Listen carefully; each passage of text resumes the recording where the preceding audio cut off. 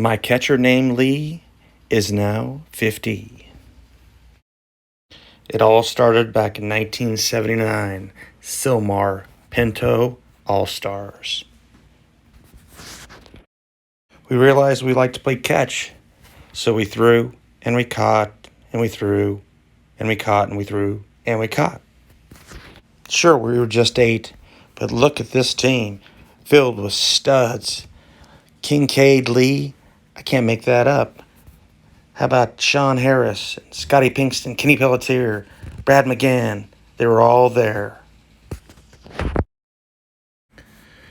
Lee became a full-blown catcher. We moved up to Idaho for the Meridian Little League Astros.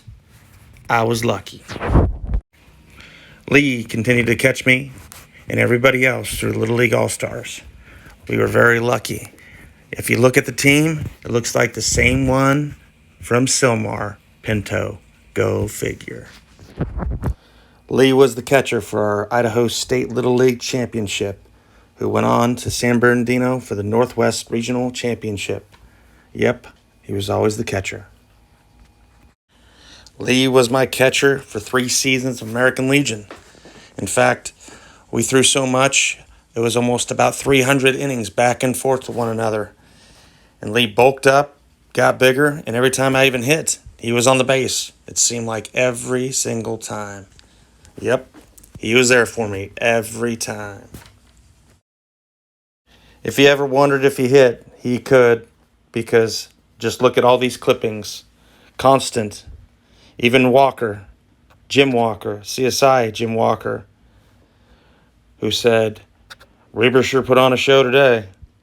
And I can't believe Jay Shepard tried to run on Reber. I was wondering what he was doing. And every time I was lucky enough that it could be Moran, Lee Reber. Moran and Lee Reber. Moran Reber. It was very, very, very lucky to have him behind the plate my entire career. I was fortunate enough to have Lee catch me in college too. Man, pretty lucky. Look at that baby face though. That baby face turned into a monster once he got in the weight room, that's for sure. But we were all lucky to have him behind the plate, and I can't believe they have him for another 3 years at college. Wow. How about that serious face? The transformation was amazing. Sometimes he even looks like somebody else, but I don't know. He's still Lee. Holy cow. Part of the roster, ready to go. The man, the myth, the legend, behind the home plate. He's there, bigger than life, creatined up, bulked up, bigger than shoot, ready to go. Look at, I think he's even flipping us off on the bat. What the heck's that all about? Gosh, Billy Ripken or something? All I know is he's ready to tag somebody very, very hard right there. Maybe it'd be Jay Shepard or maybe Dom Caraba or somebody. Lee and I were the only 2 guys from Idaho that we know of at UNLV. Then we meet a guy named Jonathan Drolmick, Winnemucca, Nevada. Somehow the 3 of us were always together, and he always caught us. So we were lucky enough to have that. I have no idea how many pitches he's thrown to Lee, but I knew I threw a lot. We also threw down a couple hamburgers, maybe a couple cocktails.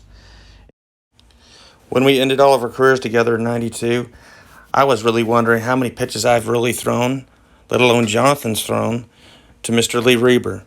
So I did a little calculations here and there, and what I found out was pretty amazing.